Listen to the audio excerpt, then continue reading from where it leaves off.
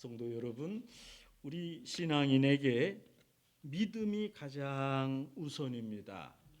여러분, 우리 믿는 사람에게, 우리 크리스찬에게 신앙인, 믿는 사람들 그렇게 표현하지 않습니까? 사랑하는 사람들, 소망이 있는 사람들 그렇게 하지 않고 믿음의 사람들 그렇습니다. 우리가 인생을 살아갈 때 무엇보다 믿음이 먼저입니다. 우리 믿는 사람들은 지식이나 이성, 돈이나 명예 그 어떤 것보다도 믿음이 가장 중요합니다. 신앙인에게 믿음을 대체할 그 어느 것도 존재하지 않습니다. 믿음은 종말에 이루어질 구원의 완성에 대한 무한한 신뢰입니다. 종말에 우리가 천국에 갈 것이다. 이것이 믿음입니다. 여러분, 그러나 믿음은 그 먼 미래만이 아니라 매일 매순간 우리 삶의 현장에서 구체적으로 역사하시는 하나님을 의지하는 것도 포함됩니다. 소위 믿음의 현재성입니다. 만일 미래와 종말에 대한 믿음만 가지고 있다면 여러분, 우리 신앙인의 현재는 너무도 무기력하지 않습니까? 하나님은 미래성, 우리의 천국행과 영생도 강조하시지만 오늘 여기에서 우리 삶의 현장에서도 하나님이 역사하십니다. 성도 여러분, 하나님의 현재적인 역사를 생생하게 느끼고 하나님의 은혜를 구체적으로 감당하며 살아가시기 바랍니다. 오늘 성경에 보면 예수님이 사랑하시는 제자 나사로가 병들었다가 죽었습니다. 예수님은 이 나사로 가정과 아주 밀접했습니다. 나사로의 첫째 누나는 마르다요, 둘째 누나는 마리아입니다. 예수님은 나사로 집안과 이렇게 마르다와 마리아까지 아주 절친했습니다. 그런데 예수님은 나사로의 죽을 병을 이렇게 표현하셨습니다. 나사로는 원래 죽을 병에 걸린 게 아니라 이 병은 하나님의 영광을 위하며 하나님의 아들로 이를 인하여 영광을 얻게 하려 함이라. 나사로가 죽은 것 하나님께 영광이 되고 예수 그리스도가 하나님께 영광을 올릴 절호의 기회다. 그러나 나사로는 결국 죽었습니다. 하나님의 영광을 돌린다면 죽을라다가 살아야 될 거 아니겠습니까? 그런데 나사로가 죽었습니다. 죽을 병이 아니라 하나님의 영광을 위한 병이라 할지라도 죽었습니다. 나사로가 벌써 죽은 지 나흘이나 지났습니다. 그때 예수님이 늦게서야 나사로 집을 방문하셨습니다. 내가 가서 자고 있는 나사로를 깨워야겠다, 이렇게 예수님 말씀하시고 나사로 집을 방문하셨습니다. 여기에서 예수님은 사람이 죽은 것을 잔다, 이렇게 표현하셨습니다. 나사로가 이미 죽어서 장례식을 치렀고 죽은 지 나흘이나 지났는데 예수님은 지금 나사로가 자는 중이다 표현했습니다. 여러분, 전 세계적으로 사람이 죽으면 대체로 24시간 정도가 지난 후에 장례식을 치릅니다. 간혹 죽었다가 다시 살아나는 경우가 있기 때문에 한 24시간 정도 시간을 갖고 장례식을 치르는 겁니다. 여러분, 그래서 일반적으로 홀수를 선호해서 한국이나 아시아 지역에서는 3일장, 5일장, 7일장을 치르지 않습니까? 그런데 여러분, 이스라엘은 기온이 높아서 시체가 쉽게 부패할 수 있기 때문에 사람이 세상을 떠나면 바로 몇 시간 후에라도 장례식을 치렀습니다. 여러분, 예수님도 십자가에 죽으신 후에 그날 저녁에 바로 장례식을 치르지 않았습니까? 그러니까 죽은 후 나흘, 이 시간은 상당히 시간이 지났다는 의미였습니다. 나사로가 죽은 후에 많은 사람들이 베다니에 와서 죽은 나사로를 조문하며 두 누나 마르다와 마리아를 위로했습니다. 여러분, 이스라엘 전통에 의하면 죽을 환자를 방문하는 것, 장례집을 방문하는 것, 이것은 아주 높은 미덕으로 여겼습니다. 성도 여러분, 한번 스스로 생각해 보시기 바랍니다. 여러분, 이제까지 병원에 입원한 환자를 얼마나 많이 방문해 보셨습니까? 몇 명이나 가보셨습니까? 우리 믿는 사람들은 기회가 닿는 대로 아픈 이들을 찾아 기도하고 죽은 사람 장례식에 참석해서 그 가족을 위로해야 됩니다. 여러분, 이런 말이 있습니다. 어리석은 자는 결혼식에 가고 지혜로운 자는 장례식에 간다. 전도서 7장 2절 말씀입니다. 초상집에 가는 것이 잔치집에 가는 것보다 나으니 모든 사람의 결국이 이와 같이 됨이라. 초상집에 가야 할 이유는 자신도 마지막에 이렇게 된다, 이것을 공감해야 하기 때문입니다. 성도 여러분, 장례식에 참석하면 인생의 덧없음과 죽음의 필연성을 직면해서 인생을 살 때 허무한 쾌락보다는 영원한 가치와 하나님을 경외하는 삶의 중요성을 깨닫게 됩니다. 죽음을 기억하는 사람은 겸손해지고 남은 인생을 헛되이 보내지 않고 하루하루를 가치 있게 살아갈 수 있습니다. 전도서가 알려주는 지혜는 누구라도 죽음을 피하지 않고 직접 마주해서 삶의 참된 의미를 찾으라, 이렇게 알려주는 겁니다. 여러분, 실제로 우리가 장례식에 가면 많은 것을 보고 배울 수 있습니다. 우리 믿음의 성장에 죽음을 기념하는 장례식 아주 유익합니다. 한 번은 한 장로님이 병원에 입원했을 때 제가 신방을 갔는데 이렇게 제게 말하는 것을 들었습니다. 저는 평소 건강할 때 환자를 방문한 일이 없었습니다.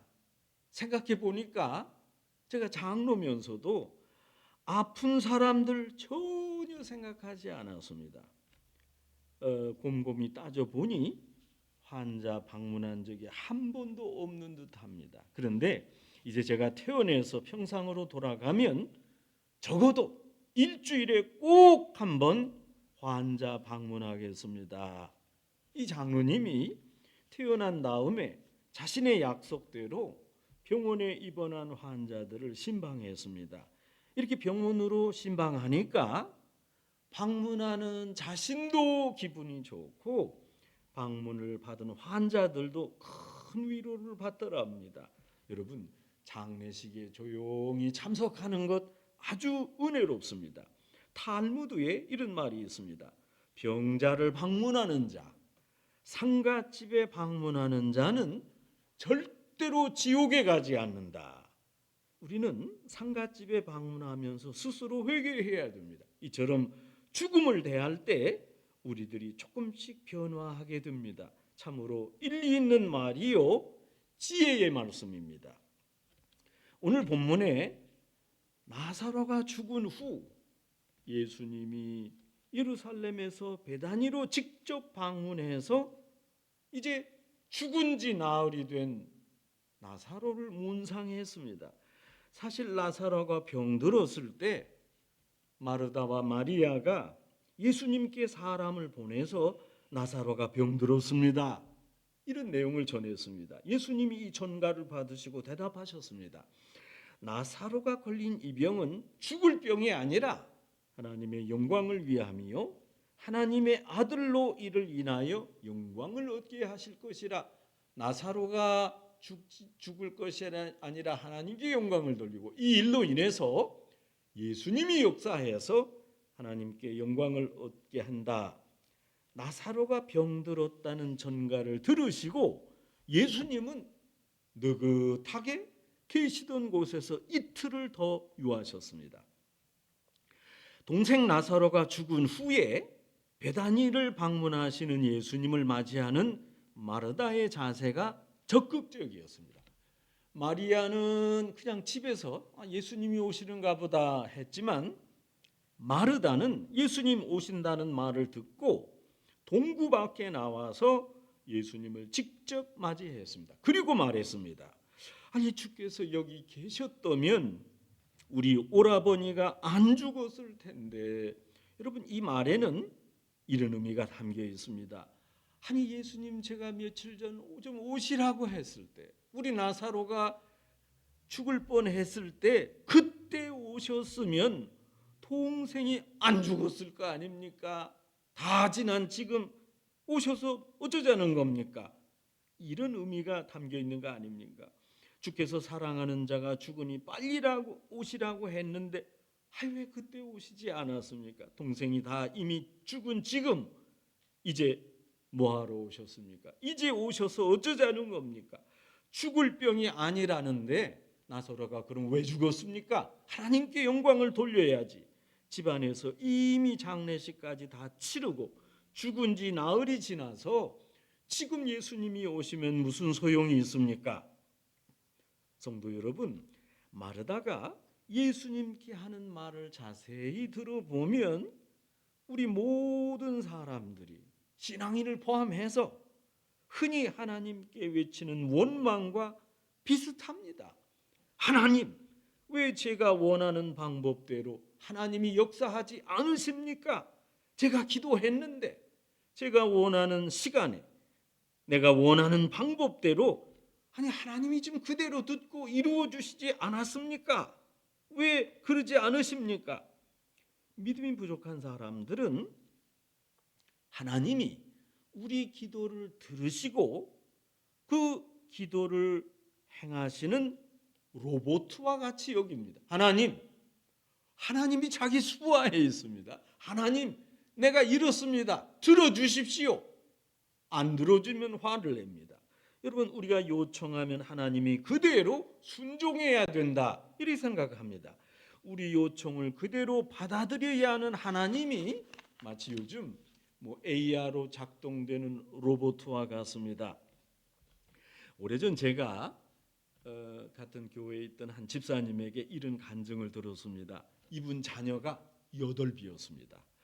그 많은 자녀들이 다양하게 성장하는 과정을 보면서 이 집사님이 참으로 여러 생각이 들더랍니다. 그 8 중에 하나들은 공부를 잘해서 인류대학에 들어갔답니다. 그래서 학교 들어갈 때부터 실바람이 났답니다. 그런데 그 후 10년, 20년이 지나면서 보니까 그 인류대학 나왔다는 그곳으로 우쭐해서 교만해지고 결국 스스로 행복하지 않은 인생을 살더랍니다. 자녀 중에 별로 뛰어나지 못해서 많은 사람들에게 너는 한심하다, 왜 이렇게 부족하냐, 형 닮아라, 이렇게 구박을 받았는데 후에 본인이 꾸준히 자기 분야에서 노력해서 나름대로 적절한 교육도 받고 성장하면서 이제는 아주 세계적으로 다니면서 큰 일을 하고 있습니다. 이런 걸 들었습니다. 이 집사님이 이렇게 간증했습니다. 중요한 거는 겸손하면 성공하고 교만하면 망하더라고요. 자녀들이 성장함을 보면서 이 진리를 깨달았답니다. 여러분, 우리가 하나님께 기도할 때도 겸손해야 됩니다. 기도 안 할 때도 겸손해야 됩니다. 여러분, 아뢰는 자는 우리지만 그 기도를 성취하시는 분은 하나님이기 때문입니다. 하나님께 윽박질러서 되겠습니까? 마치 자신이 믿음을 터득이나 한 듯이 하나님 앞에서 하나님을 조종하려고 합니다. 여러분, 기도가 하나님께 드리는 명령이라고 생각하고 하나님이 빨리 이대로 행동해라, 하나님 내가 시간 재겠다, 왜 이렇게 느리냐, 여러분 이렇게 강변하기도 합니다. 참으로 오만불손하고 교만한 자세입니다. 우리는 힘들더라도 하나님이 원하시는 정도를 가야 합니다. 하나님이 원하시는 정도에 대한 안내가 있습니까? 여러분, 성경에 잘 나와 있습니다. 성경을 읽으면 하나님이 이렇게 해라 자세히 나와 있습니다. 성경 말씀대로 살면 그것이 바로 하나님이 원하시는 정도입니다. 요리 피하고 조리 피해서 편한 길로만 갔기에 중도에 실패하고 망가질 때 하나님을 원망합니다. 자신은 하나님이 원하지 않은 길을 가고서도 이렇게 불평을 합니다. 하나님, 왜 저를 이렇게 곤궁에 몰아넣고 낭떠러지기에 추락하게 하시고 제가 이 낭떠러지에서 꺼내달라 기도할 때 듣지 않으시고 응답도 안 해주십니까? 왜 안 꺼내주십니까? 자신이 정도를 가지 않아서 당했던 어려움마저 하나님 탓을 합니다. 하나님이 알려주셨으나 정도를 가지 않아서 낭떠러지에 떨어진 것은 그건 우리 탓입니다. 사실 우리가 하나님 명령에 순종하고 하나님 뜻에 벗어나지 않게 살았다면 하나님은 우리 기도를 응답하시는 정도가 아니라 우리를 더욱 영화롭게 해주십니다. 남동생이 죽어서 나흘이 지나고 예수님이 오신 이 순간 마르다의 마음 아주 불편해했습니다. 원망이 가득 찼습니다.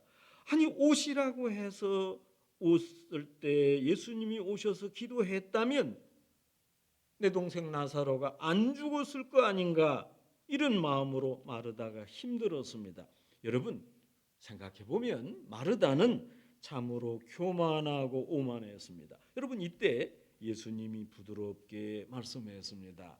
내 오라비가 살리라. 마르다가 대답했습니다.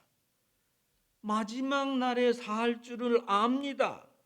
여러분 이것은 마르다의 퉁명스러운 대답이자 아니 마지막에 누구라도 부활하듯이 내 동생 나사로도 부활할 것 아닙니까? 이런 평범한 말입니다. 여러분 지금 마르다가 예수님 나사로는 마지막에 부활할 겁니다. 당연하지요. 이렇게 불평한 것입니다. 그러나 이렇게 불평하는 마르다를 예수님은 책망하지 않으셨습니다. 예수님이 이렇게 말씀할 법합니다. 마르다야, 너는 왜 하나님의 뜻을 생각하지 않고 자꾸 내 좁은 인간적인 소견만을 생각하느냐? 그리고 말하고 행동하느냐? 예수님은 그러지 않으셨습니다. 오늘 성경을 보면 예수님은 마르다의 이 연약한 믿음을 꾸짖지 않으시고 너그러이 타이르십니다. 내 오라비가 살리라. 아주 깊고도 오묘한 말씀입니다. 그러나 마르다가 이 말씀을 이해할 수 없었습니다. 예수님은 마르다가 이해하든 이해하지 못하든 상관하지 않으셨습니다. 예수님은 마르다가 다 이해하지 못하는 중요한 말씀을 하셨습니다. 나는 부활이요 생명이니 나를 믿는 자는 죽어도 살겠고 무릇 살아서 나를 믿는 자는 영원히 죽지 아니하리라.